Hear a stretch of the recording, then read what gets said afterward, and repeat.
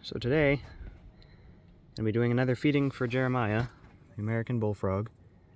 This is his food today. It is a ground squirrel, round-tailed ground squirrel, that I caught in one of my traps, and I was going to release. He was fine earlier, and then the dog caught him and broke his neck or something, so now he's just kind of twitching.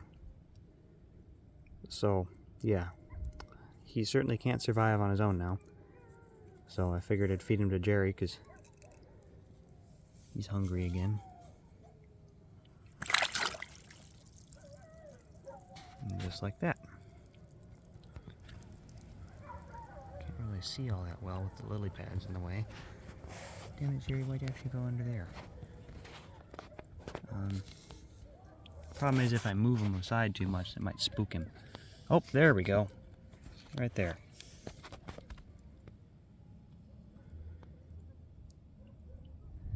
So yeah, Jerry lives out in the pond now. He has for over a year, probably a year and a half, almost 2 years.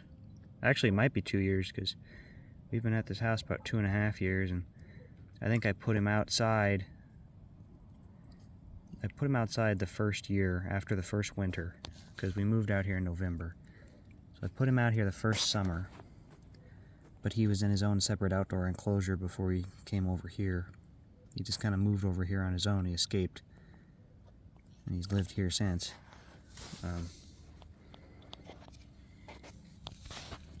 But he's doing real good. I don't feed him very often anymore, because he mostly fends for himself. But sometimes, I like to give him a treat. So this is him having a treat. I gave him one before. I think the one I gave him before was actually slightly bigger than this one. And he had no trouble with that one, so I don't expect any trouble with this one, even though it is technically still alive. It's not very alive. So, yeah. One thing that's kind of cool about how frogs eat is they literally use their eyeballs. Their eyeballs fold down inside of their head, and they use the back side of their eyeball to help push their prey down their throat. See if you can see him do it. He did it just a moment ago. Every time he shoves it in farther, you see him. Closes his eyes. Basically, when a bullfrog closes his eyes, it basically means he's got him inside of his head.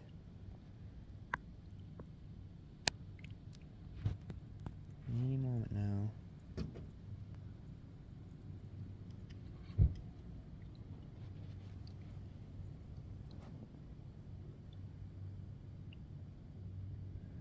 Yeah, this is the closest you can get, really, to a domesticated bullfrog. I've had him for pushing 4 years. I raised him from when he was really little. Not quite a tadpole, but really little. And so he basically got domesticated. And now he's feeding right now. I'm not going to mess with him, but I'll be able to come out here at night. And it's only at night. During the daytime, he's skittish still, but at night I can come out here with the light, and I can walk right up and touch him and even pick him up out of the water before he kicks and jumps back in. He doesn't like to be handled, but he tolerates it to some extent.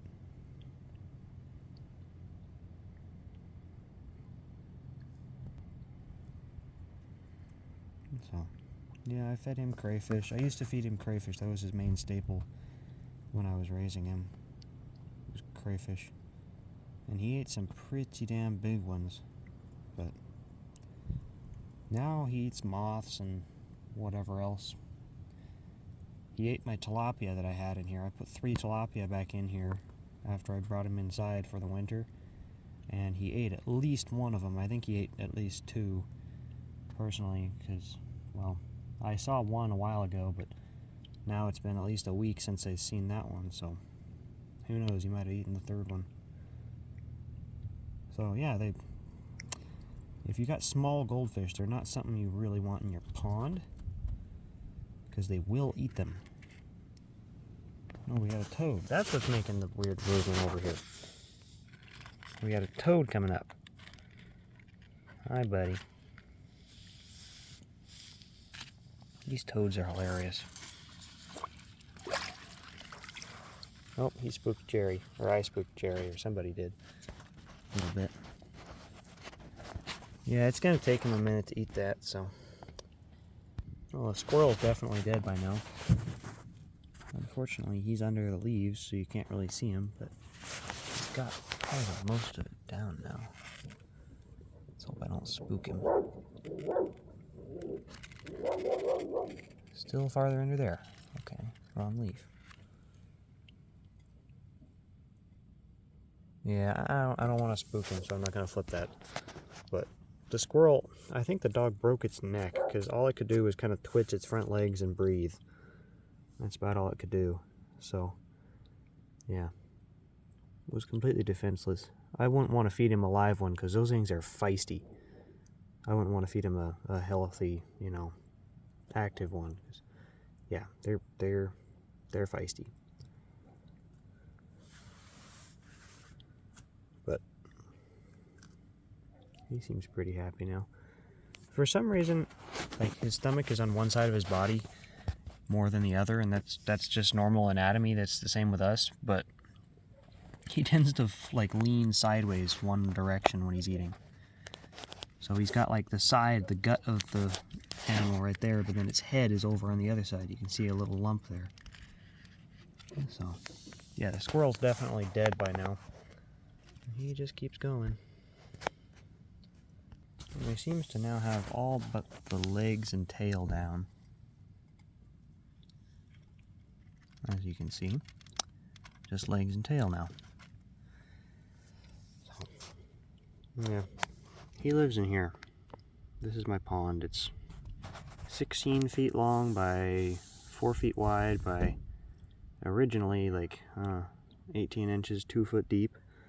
However, I can only fill it really to about here is where it stays, because any higher than that, it's got a leak, and it just drips and it leaks out, and so that's as full as it will hold on its own. So more like 18 inches really, and now the bottom's got a thick layer of mud, but still plenty of room for him, and he stays out here year round now.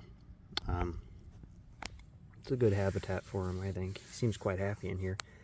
Croaks all the time. But I've brought him home 2 mates. One of them got killed by one of the dogs, because we had a dog that loved to chase toads and get high, and I guess she thought the frog was a toad and caught it somehow. And then the second one just disappeared. But I caught them as adults. I didn't raise them. And since he was raised in an aquarium, he's more than happy with this much room. Whereas they were brought up in bigger ponds, and so they're not content with such a small one. They want more room, I guess. So they kept leaving the pond and traveling around. That's how the one dog caught it. Oh, okay. There we go, that's a good angle. You can see now he's just got the feet and the tail sticking out. He's swallowed the rest. Well on its way down the hatch. He did us a favor and climbed all the way up out on top of the lily pads. You can see, for a male, he's quite large. Females get bigger. But you can tell he's male because you see the tympanic membranes on the sides. That's what he uses to croak. Those big round things behind his eyes. Basically his ears. That's what he hears with, but it's also what he uses to croak. So, yeah. He's a big boy now. Well, here we have an unexpected development. He didn't do this with the last one. Climbed right up out of the water.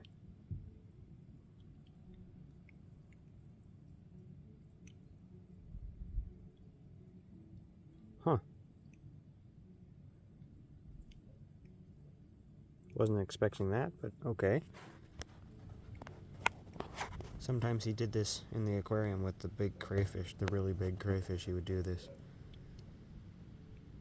I guess just gravity, using gravity to help get the prey down. Look at that lump on his side, though. Yeah. That's where its head is, I guess. Switched sides now.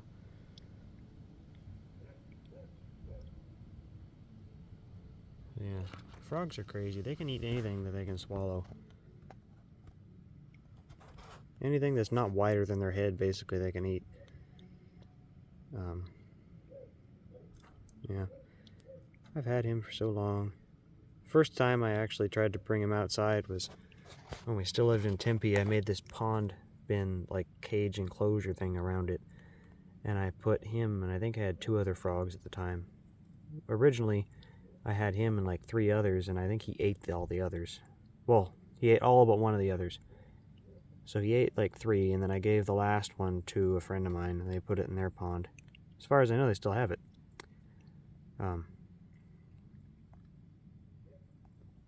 But he got out of that cage, and he went probably, you know, I don't know, 25 yards or something. He got out of our yard under the back gate, and he went probably 25 yards across a grass field and landed in the neighborhood pool, swimming pool. And we went swimming the next day, and I found him in there. So, yeah, he's had quite the adventures. He actually, one time, he left his old habitat, which is actually right across over there. He left it one time, and I found him like somewhere in the middle of the yard, like hiding under something. And the dogs were messing with him. But he got a little scar on his side, but that's about it. You can actually see it. It's a little black spot right there. That was from the dogs. Look how big he is.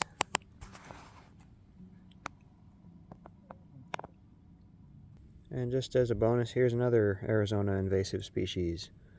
The channeled apple snail. I'm going to be posting a video just showing these guys moving around and stuff pretty soon. I used to catch them in mass and cook them and make them into fish food. Still have some in the freezer. But yeah, this one's a female. You can see that pink egg sac up in there. And she's trying to crawl on my finger now. But happy, healthy animals. They love the pond in here. In the summer, they're doing great out here. So put her back, let her do her thing. Jerry is now pretty much done, I think. He's still standing proud like that. But I think he's just about done eating it. So he doesn't have any gap in his mouth now, so he's got it at least all the way down into his throat. So, yeah. Anyway, there's that. So, bye-bye.